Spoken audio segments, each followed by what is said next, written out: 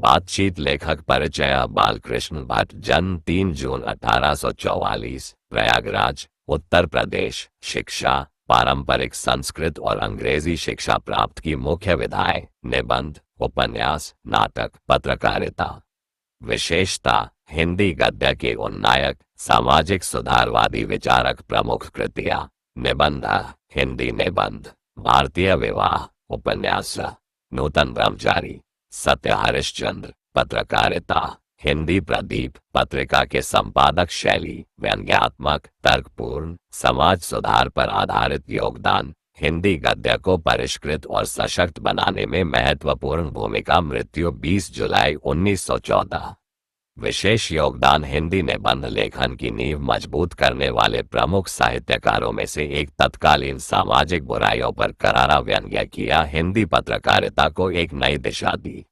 बातचीत निबंध का सारांश। बातचीत शीर्षक निबंध आधुनिक काल के प्रसिद्ध निबंधकार बालकृष्ण भट्ट द्वारा लिखा गया है, जिसमें वाक्शक्ति को लेखक ने ईश्वर का वरदान बताया है।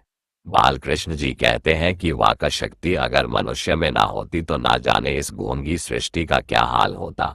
वे कहते हैं कि बातचीत में वक्ता को स्पीच की तरह नाज नखरा जाहिर करने का मौका नहीं दिया जाता। वे कहते हैं कि जैसे आदमी को जिंदगी मजेदार बनाने के लिए खाने पीने चलने फिरने इत्यादि की जरूरत है, वैसे ही बातचीत भी अति आवश्यक है। इससे चित्त हल्का और स्वच्छ हो जाता है और मवाद जो हृदय में जमा रहता है वो भाव बनकर उड़ जाता है। बेन जॉनसन कहते हैं कि बोलने से ही मनुष्य के रूप का साक्षात्कार होता है। लेखक ने बातचीत के प्रकार को भी बताया है। एडिसन मानते हैं कि असल बातचीत सिर्फ दो व्यक्तियों में हो सकती है, अर्थात जब दो लोग होते हैं तभी अपना दिल एक दूसरे के सामने खोल पाते हैं। लेखक के अनुसार 3 लोगों के बीच बातचीत अंगूठी में जुड़ी नग जैसी होती है।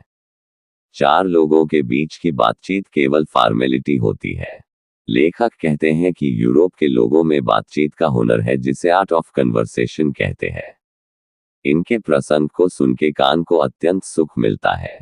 इसे सुहृद गोष्ठी कहते हैं। अंततः बालकृष्ण भट्ट कहते हैं कि हमें अपने अंदर ऐसी शक्ति पैदा करनी चाहिए जिससे हम अपने आप बातचीत कर लें, और बातचीत का यही उत्तम तरीका है।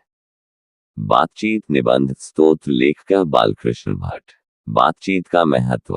मनुष्य एक सामाजिक प्राणी है और बातचीत उसके जीवन का अभिन्न अंग है।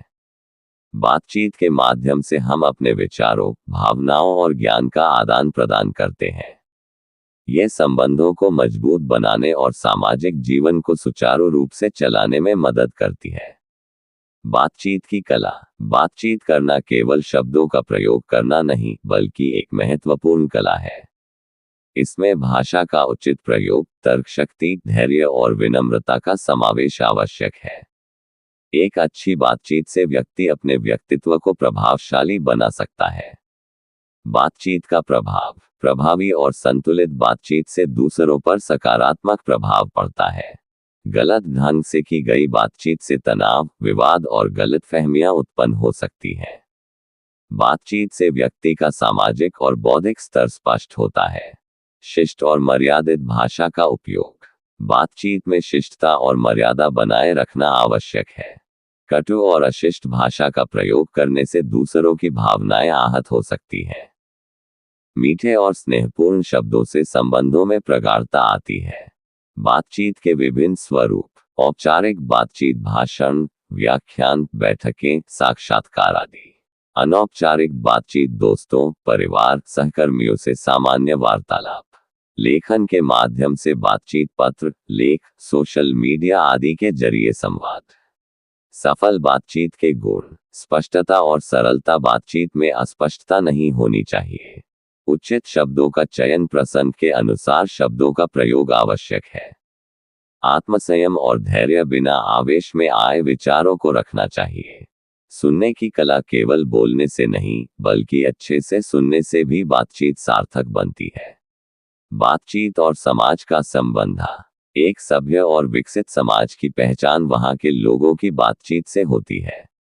बातचीत के माध्यम से व्यक्ति अपने विचारों का प्रचार प्रसार कर सकता है। सही बातचीत से सामाजिक समरसता बनी रहती है और संघर्ष की स्थितियां कम होती हैं। निष्कर्ष, बातचीत केवल शब्दों का खेल नहीं, बल्कि एक प्रभावशाली माध्यम है जिससे व्यक्ति अपनी पहचान और विचार प्रस्तुत करता है। एक अच्छी और मर्यादित बातचीत न केवल व्यक्तिगत जीवन में सफलता दिलाती है, बल्कि समाज में सौहार्द भी बनाती है। धन्यवाद, आपने इस पूरी वीडियो को बारीकी से देखा और बारीकी से सुना। अगर आपको यह वीडियो अच्छा लगा तो पढ़ने वाले छात्र छात्राओं तक यह वीडियो जरूर शेयर करें, लाइक करें और सब्सक्राइब करें। धन्यवाद।